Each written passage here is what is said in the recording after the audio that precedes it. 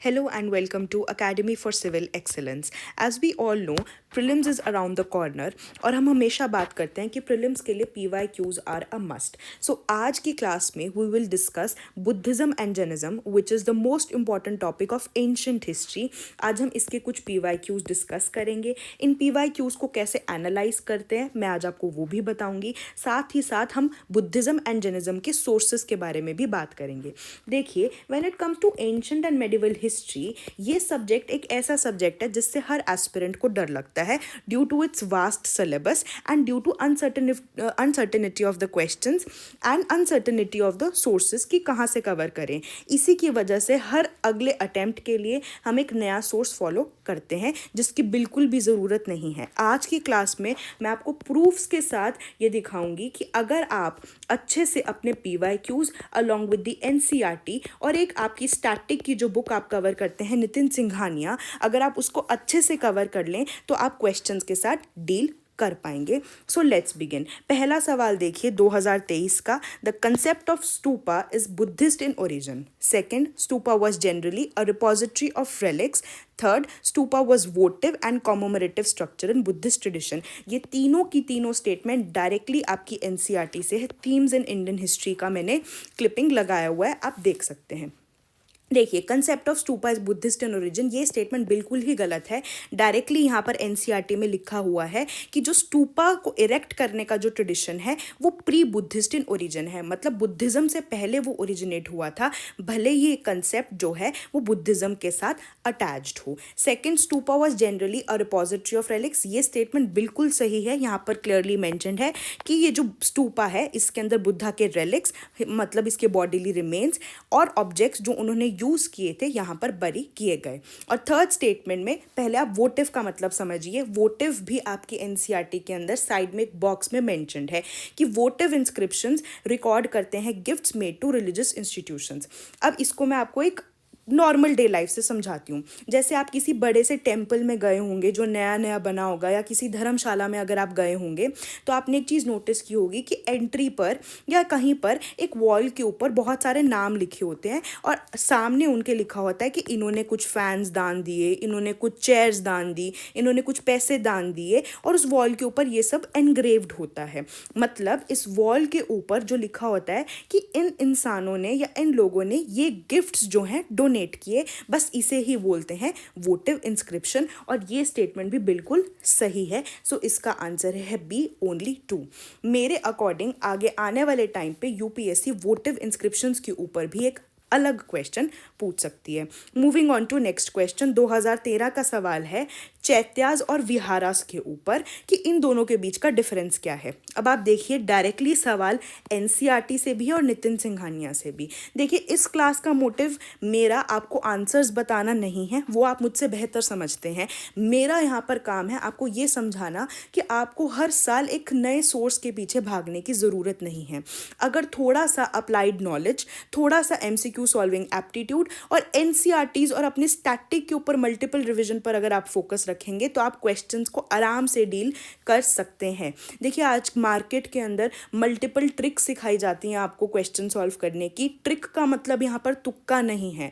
Trick का मतलब यहाँ पर है एजुकेटेड गेस से. और एजुकेटेड गेस आप तभी लगा सकते हैं, या एजुकेटेड गेस का मतलब होता है प्रेजेंट अवेलेबल नॉलेज को अप्लाई कर कर उन क्वेश्चंस को सॉल्व करना. नाउ देखिए, NCERT के अंदर क्लियरली मेंशन्ड है कि चैत्यास जो हैं ये इनका नाम डिराइव हुआ है फ्रॉम द वर्ड चित, मीनिंग अ फ्यूनरल पायर और an extension of funerary mound. और साथ ही साथ नितिन सिंघानिया में यहाँ पर क्लियरली मेंशन्ड है कि विहारास क्या होते हैं. विहारास होते हैं रेजिडेंशियल हॉल्स और चैत्यास होते हैं प्रेयर हॉल्स. अब यहाँ पर आंसर है chaitya is a place of worship and vihara is a dwelling place of monk. आगे देखें आप. नेक्स्ट क्वेश्चन 2021 का ये सवाल है. Ajanta caves lie in the gorge of Waghora river. Sanchi stupa lie in the gorge of Chambal river. Pandulena caves lie in the gorge of Narmada river and Amaravati stupa lies in the gorge of Godavari river. Directly आप question देखिए, नितिन सिंघानिया से है. अजंता जो है वो रॉक कट केव्स की series है, Sahyadri ranges में पड़ते हैं, on the bank of Waghora river near Aurangabad, Maharashtra. इसका आंसर है A. और मैं आपको ये भी बता दूं कि अगले अगले 3 स्टेटमेंट्स भी डायरेक्टली नितिन सिंघानिया से, ऐसा हो सकता है। आगे आने वाले टाइम में मैच द फॉलोइंग के फॉर्म में आपको एक तरफ रॉक कट केव्स और दूसरी तरफ मैच द फॉलोइंग में माउंटेन्स दे दिए जाएं, क्योंकि इस बुक पे ये भी दे रखा है। Moving on to the next question. इस क्वेश्चन में आपको सिखाऊंगी कि जो आपके पास अवेलेबल नॉलेज है आप उसे कैसे अप्लाई करके क्वेश्चन कर सकते हैं। देखिए 2024 में एक क्वेश्चन पूछा गया है कि गौतम बुद्ध को और किन किन नामों से जाना जाता है। First is Nayaputta, second Shakyamuni, third Tathagata. अब देखिए आप एनसीईआरटी में ऊपर भी हमने देखा बॉक्सेस बहुत ज़्यादा ज़रूरी हैं। देखिए इस बॉक्स में लिखा है कि महापरिनिब्बाण सुता which was a part of सुत पिताका। आपने पढ़ा होगा कि 3 पिताका हैं, सुत पिताका, विनय पिताका एंड अभिधम पिताका। तो महापरिनिब्बाण सुता जो है वो सुत पिताका का पार्ट है। आगे ये चीज़ लिखी हुई है Tathagata which is another name of Buddha. मतलब क्लियरली हमें यहाँ से पता चल गया कि तथागाता तो बिल्कुल सही है। साथ ही साथ आपके एनसीईआरटी में this is clearly written that Buddha belong to a small gana known as Sakya gana. अब अगर मुझे ये बात पता चल गई है कि बुद्धा जो है वो साक्या गना को बिलोंग करते थे, तो क्या मैं इससे निकाल सकती हूँ कि इनका साक्या मुनि भी हो सकता है? बिल्कुल हो सकता है। इसका आंसर है बी, 2 and 3 ओनली। मतलब हम अपनी कॉमन सेंस से जितना हमने पढ़ा है, साथ ही साथ एनसीईआरटी से इन क्वेश्चंस को आराम से डील कर सकते हैं। So there is no need of being afraid of these questions. Moving on to the next question. 2013 का सवाल है। इस सवाल से मैं आपको दिखाती हूँ कि PYQs कितने भी पुराने हो जाएं उनके रेलेवेंस हमेशा रहेगी और आने वाले प्रीलिम्स में हमेशा उनके ट्रेसेस दिखेंगे। क्योंकि हमारा ये मिथ है कि PYQs पुराने हो जाते हैं तो उनका रेलेवेंस ख़त्म हो जाता है। बट मैं आपको ये बोलूँगी कि PYQ स्टैटिक सब्जेक्ट के लिए कभी भी पुराने नहीं होते। फर्स्ट स्टेटमेंट देखें, the surest way of annihilating karma is to practice penance. ये कह रहा है कि जो सबसे बेस्ट तरीका है ना अपने कर्मों को, बुरे कर्मों को ख़त्म करने का, वो है पेनेंस प्रैक्टिस करके। पेनेंस का मतलब होता है अपनी बॉडी को ऑस्टेरिटीज से, डिफ़िकल्टीज से गुजारना। ठीक है, जैसे आप कुछ अपनी पसंद का खाने का त्याग करते हैं, आप लग्जरीज का त्याग करते हैं। सेकंड स्टेटमेंट है every object even the smallest particle has a soul. Third, karma is the bane of the soul and must be ended. अब आपने ये क्वेश्चन देख लिया। आप देखिए ये जो सेकंड स्टेटमेंट है, every object even the smallest particle has a soul, ये डायरेक्ट स्टेटमेंट यूपीएससी ने उठाया है और क्वेश्चन पूछ लिए है 2023 में। आप देख रहे हैं 2013 के बाद डायरेक्टली 10 साल बाद ये क्वेश्चन यूपीएससी ने पूछा है।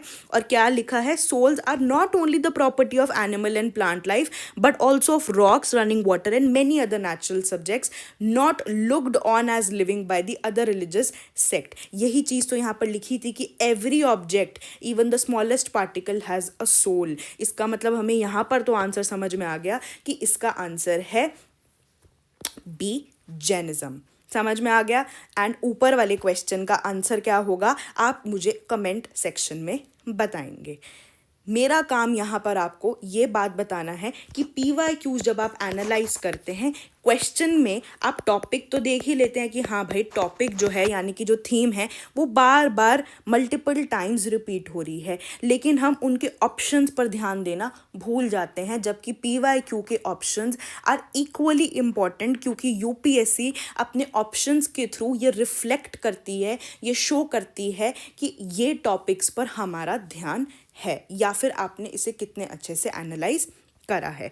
Moving on to next question. और आप ये देखिए 1996 का क्वेश्चन है ये, which one of the following is not a part of early Jain literature. अब कुछ लोगों को लगता है कि अरे बुद्धिज्म एंड जैनिज्म तो अभी कुछ सालों में ही यूपीएससी के लिए इंपॉर्टेंट हुआ है। अभी 1996 का क्वेश्चन, मैं आगे आपको 1997 के भी क्वेश्चन दिखाऊंगी। तो इस वहम को आप निकाल दीजिए कि बुद्धिज्म एंड जैनिज्म की रेलेवेंस कभी ख़त्म होने वाली है। अब आप देखें, अगर किसी ने बेसिक भी पढ़ा है उसको पता है जैन लिटरेचर में 12 अंगास, 12 उपंगास, 10 प्राक्रिनास, 4 मूला सूत्रास, 6 छेदा सूत्रास एंड 2 चुलिका सूत्रास हैं। मतलब हमें एक चीज़ तो समझ में आ गई, अंगास एंड सूत्रास उन वर्ड्स के आगे लगता है which is related to Jain literature.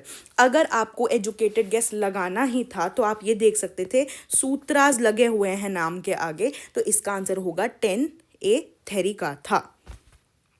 समझ में आ रही है बात? Moving on to next question. ये देखिए, ये कॉमन सेंस मैंने इसीलिए लिखा हुआ है। मेरा यहाँ पर कॉमन सेंस का कहने का मतलब ये नहीं है कि आपको मतलब पता ही है इसका आंसर। मेरा यहाँ पर कॉमन सेंस का कहने का मतलब ये है कि आपने जितना पढ़ा है आप उसको कैसे अप्लाई यहाँ पर कर रहे हैं। आगे देखें, विच one of the following describes best the concept of निर्वाण इन बुद्धिज्म। देखो, इस क्वेश्चन से यूपीएससी ये दर्शाना चाहता है कि UPSC is not only running behind the factual part. मतलब कभी कभार हमें इस बात का वहम हो जाता है कि यूपीएससी बहुत ज़्यादा फैक्चुअल चीज़ों के पीछे भागने लग गई है, कि बुद्धिज्म एंड जैनिज्म में भी हम कभी टेक्स्ट रट्टा मार रहे हैं, टेक्स्ट का नाम पढ़ रहे हैं, कुछ जगहों का नाम पढ़ रहे हैं, पोर्ट्स का नाम याद कर रहे हैं। होता है वो भी, लेकिन यूपीएससी एसेंस भी पकड़ती है। जैसे यही चीज़ आपने पॉलिटी में भी देखी होगी। पॉलिटी में आपने एक बात नोटिस की है, कभी वो स्टेट का मीनिंग पूछ रहे हैं, कभी कॉन्स्टिट्यूशन का पूछ रहे हैं। तो इसका मतलब क्या है कि UPSC is pointing towards the essence and your understanding, कि आपको कंसेप्ट की क्लैरिटी कितनी है। अब निर्वाणा की बात की जाए, अब देखिए, और ऐसे ऐसे क्वेश्चंस में ही ऑप्शंस जो हैं वो बहुत ही एक दूसरे के बहुत पास पास होते हैं। फर्स्ट है extinction of the flame of desire, B complete annihilation of self, C a state of bliss and rest, D a mental stage beyond all comprehension. यहाँ पर पूछ रहा है कि निर्वाणा का क्या मतलब है। क्या निर्वाण का मतलब है अपनी डिजायर्स को पूरी तरीके से खत्म कर देना? सेकंड, क्या इसका मतलब है अपने सेल्फ को कंप्लीटली एनिहिलेट कर देना, खत्म कर देना? थर्ड, क्या इसका मतलब है स्टेट ऑफ ब्लिस, जहां पर आपको फुली कंप्लीट फील होता है, फुली हैप्पी फील होता है, आप पूरे तरीके से अपने आप में संपूर्ण समझते हैं अपने आप को? डी, या फिर एक मेंटल स्टेज जो कि बियॉन्ड कॉम्प्रिहेंशन है। इसका आंसर है A, the extinction of flame of desire. Buddhism में, या फिर अगर आपने बेसिक भी पढ़ा होता, हमें एक बात समझ में आ गई थी कि बुद्धा ने क्या बोला था कि सबम दुखम, मतलब हर इंसान दुखी है, और दुख का कारण क्या है? डिज़ायर है, हमारी आशाएं हैं, हमारी एस्पिरेशंस हैं। और जब आप अपने आप को सिवियर पेनेंस के थ्रू गुजारते हैं, मेडिटेट करते हैं, तो आप एम क्या कर रहे हैं कि आपकी डिज़ायर्स ख़त्म हो जाएं और आपको निर्वाणा प्राप्त हो जाए। Moving on to next question. In Mahayana Buddhism, Bodhisattva Avalokiteshvara was also known as. अब देखें, हमें लगता है अरे ये तो आजकल पूछा है, यूपीएससी से 1997 में पूछ चुकी है। डायरेक्ट क्वेश्चन है आपके नितिन सिंघानिया से, जहाँ पर लिखा हुआ है कि Bodhisattva Avalokiteshvara was also known as Padmapani, और इनको डिस्क्राइब किया गया है जिनके हाथ में एक लोटस फ्लावर होता है। साथ ही साथ ये भी लिखा है कि अवलोकितेश्वरा बोधिसत्व की पेंटिंग अजंता केव्स के अंदर है। ऊपर आपने देखा था अजंता केव्स से रिलेटेड एक स्टेटमेंट था, ऐसा हो सकता है आगे ये सवाल आपसे पूछा जाए, तो इसका आंसर है पद्म पानी। अब आप यहाँ पर ध्यान से देखिए, मैंने आपको क्या बोला था कि आपको सिर्फ क्वेश्चंस पर ध्यान नहीं देना है, आपको उनकी स्टेटमेंट्स पर भी ध्यान देना है। मतलब क्वेश्चन तो इक्वली इंपॉर्टेंट है ही, साथ में साथ इसके ऑप्शंस भी बड़े ज़रूरी हैं, क्योंकि हमें पता चलता है कि यूपीएससी आगे आने वाले सालों में क्या पूछ सकती थी। 1997 में ये सवाल पूछा, अगर आप इनके ऑप्शंस देखें तो आपने क्या देखा कि ऐसा हो सकता है कि इन तीनों ऑप्शंस पर भी यूपीएससी सवाल पूछे, जो कि यूपीएससी ने पूछा। ये मैत्रेय आप ऑप्शन देख रहे हैं 1997 में, डायरेक्ट क्वेश्चन यूपीएससी ने उठाकर 2018 में पूछ लिया। और ये मैत्रेय के बारे में भी आपकी नितिन सिंघानिया में मेंशन है कि मैत्रेय बोधिसत्व जो है वो none other than future Buddha है, जो कि अर्थ पे दिखेंगे, और लाफिंग बुद्धा इसी मैत्रेय बोधिसत्व के इनकारनेशन है। और आप क्वेश्चन देखें 2018 का, with reference to Indian history, who among the following is a future Buddha yet to come to save the world? Answer है सी, मैत्रेय। अब आप ये क्वेश्चन देखें, इसके ऑप्शन देखें, अवलोकितेश्वरा पूछ लिया, इसी का नाम है पद्मपानी, ये भी पूछ लिया, मैत्रेय इसका आंसर है ही। बी, लोकेश्वरा, मतलब आगे आने वाले टाइम में लोकेश्वरा पे सवाल पूछा जा सकता है, जिसके बारे में अगेन नितिन सिंघानिया में मेंशन है कि इन्हीं अवलोकितेश्वरा को लोकेश्वरा के नाम से भी जाना जाता है अंडर थेरावादा बुद्धिज्म इन कंबोडिया। साथ ही साथ आपको मंजूश्री और वज्रपानी को भी साथ ही साथ प्रिपेयर कर लेना चाहिए, जो कि अगेन दोनों के दोनों नितिन सिंघानिया में क्लियरली मेंशन्ड है। इसका मतलब पीवाईक्यूज, उनके ऑप्शंस, और साथ ही साथ आपकी स्टैटिक की बुक कोर है आपके क्वेश्चंस को डील करने के लिए। एक और चीज़ जो हमें यहाँ पर सीखनी है कि हर बढ़ते समय के साथ PYQ अपनी थीम तो रिपीट करती है, लेकिन जब भी वो नेक्स्ट बार उसी थीम से क्वेश्चन पूछती है थोड़ा सा डेप्थ जो है वो इंक्रीज कर देती है। मतलब अगर 1997 में उन्होंने पूछ लिया कि बोधिसत्व अवलोकितेश्वरा का और क्या नाम है, ऐसा हो सकता है कि वो पूछे कि बोधिसत्व होता क्या है, जो कि उन्होंने पूछ लिया था 2016 में। देखिए यहाँ पे लिखा हुआ है concept of Bodhisattva is central to Hinayana sect of Buddhism, जो कि स्टेटमेंट क्लियरली गलत है, क्योंकि अगर किसी बच्चे ने ये PYQ देखा होता उसको समझ में आ जाता कि अरे बोधिसत्व तो महायाना बुद्धिज्म से रिलेटेड है। इसका मतलब फर्स्ट स्टेटमेंट गलत है, हम रह गए B और C के बीच में। Bodhisattva is a compassionate one on his way to enlightenment, ठीक है। थर्ड स्टेटमेंट क्या है हमारी, Bodhisattva delays achieving his own salvation to help all sentient beings on their path to it। तो आपको क्या लगता है इसका आंसर क्या होगा, आप मुझे अगेन कमेंट सेक्शन में बताएंगे। देखते हैं आपने कितना रिवाइज किया है। Moving on to next question, देखें महायाना बुद्धिज्म के फीचर्स के बारे में पूछा गया है। फर्स्ट है डिएफिकेशन ऑफ बुद्धा, सेकंड है treading the path of Bodhisattva, third image worship and rituals. अब आप देखें मैंने आपको कहा था जब भी next year same theme repeat होती है उसकी डेप्थ इंक्रीज हो जाती है। अब आप देखें महायाना बुद्धिज्म से रिलेटेड क्वेश्चन पूछा, सबसे पहले तो आप स्टेटमेंट ऑप्शन के अंदर जो स्टेटमेंट है उसकी रेपिटेशन देखिए। फर्स्ट स्टेटमेंट क्या है, डिएफिकेशन ऑफ बुद्धा उठाया डायरेक्टली अगले ही साल 2019-20 के अंदर पूछ लिया, deification of Buddha by Mahasanghika fostered Mahayana Buddhism. सबसे पहले हम ऊपर वाले चीज को डिस्कस करते हैं, इसका आंसर है D, 1, 2 एंड 3 तीनों ही फीचर्स हैं महायाना बुद्धिज्म के। मैं अपने बच्चों को महायाना को महान होने से याद करवाती हूँ कि ये बुद्धिज्म का वो सेक्ट है जो कि महान बनने की कोशिश कर रहा था, बेसिकली एक लिबरल सेक्ट है, ठीक है। अब आप ये वाला क्वेश्चन देखें, फर्स्ट स्टेटमेंट है Sthaviravadin belong to Mahayana Buddhism, second Lokottaravadin sect was an offshoot of Mahasanghika sect of Buddhism, third deification of Buddha by Mahasanghika fostered Mahayana Buddhism. अब हमें ऊपर से ये बात तो समझ में आ गई कि थर्ड स्टेटमेंट बिल्कुल करेक्ट है ना। तो इसका मतलब ए तो आंसर हो ही नहीं सकता, A1 एंड 2 तो आंसर नहीं हो सकता क्योंकि थर्ड स्टेटमेंट तो हमें चाहिए ही चाहिए। तो इसका आंसर है B, 2 एंड 3 ओनली। लेकिन अब आप देख रहे हैं डेप्थ इंक्रीज हो गई। क्वेश्चन पहले थोड़ा सा सिंपल था, उसके बाद थोड़ा सा ट्रिकी कर दिया। इन डेप्थ आगे जो सेक्ट है हिनायाना महायाना उनके भी इन डेप्थ उसे पूछ लिया गया। तो इसका मतलब आपको अगली बार स्थावीरावादन, लोकार्तवादन इन सब के अंदर भी डिटेल में जाके पढ़ने की ज़रूरत है, महासंघिकास के बारे में पढ़ने की ज़रूरत है। Coming on to last question of this video with reference to cultural history of India, which one of the following is the correct description of the term paramitas। अब ये कॉमन सेंस से आप क्वेश्चन कर सकते थे, by chance ऐसा होता है कि हमने बिल्कुल ही नहीं पढ़ा होता, और टर्म्स तो UPSC हमेशा ही पूछती रहती है एंशिएंट एंड मेडिवल के। हमें अब ये क्वेश्चन है, रिस्क भी लेना है हमें, तो हमें वेल कैलकुलेटेड रिस्क लेना है। अब आप देखें हमने पढ़ा ना हिंदी में परम का मतलब क्या होता है, एकदम टॉप नॉच, उच्च, जिसे हम कहते हैं नेयर परफेक्शन। अब अगर आप यहाँ पर देखते, मैं ये नहीं बोल रही हूँ कि आपका आंसर 100% करेक्ट होगा, मैं आपको ये बता रही हूँ कि अगर आपको क्वेश्चन करना ही है, रिस्क उठाना ही है, तो आप कम से कम अपनी नॉलेज और थोड़ा mindset, presence of mind use करके आप इसे आंसर करें। परफेक्शन अगर आप समझते कि परम का मतलब परफेक्शन है या टॉप नॉच है, ठीक है, ये आंसर में आप देख रहे हैं C स्टेटमेंट में परफेक्शन दे रखा है, perfection whose attainment led to Bodhisattva path, यही इसका आंसर है।